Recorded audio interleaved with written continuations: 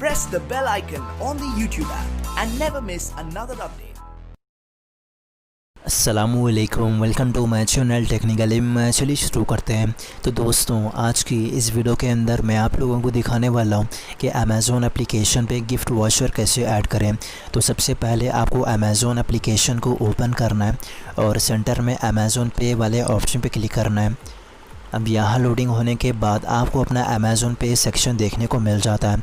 तो जैसा कि स्क्रीन पर आप चेक कर सकते हैं, फ़िलहाल मेरे अमेज़ॉन पे बैलेंस में 500 रुपीज़ ऐड किए हुए हैं। तो आपको नीचे की तरफ स्वाइप करना है और यहाँ पर आपको ऐड गिफ्ट कार्ड वाले ऑप्शन पे क्लिक करना है और यहाँ लोडिंग होने के बाद आपको कुछ इस तरह का पेज देखने को मिल जाता है।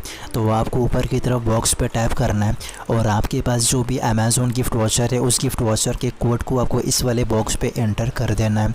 और जैसा ही आप नीचे की तरफ ऐड टू योर बैलेंस वाले ऑप्शन पे क्लिक करेंगे तो वो गिफ्ट कार्ड आपके अमेज़ॉन पे बैलेंस में ऐड हो जाएगा। तो मैं आपको बैक लेकर अपना अमेज़ॉन पे बैलेंस दिखा देता हूँ और इसके बाद चलते हैं ट्रांजैक्शन हिस्ट्री पे।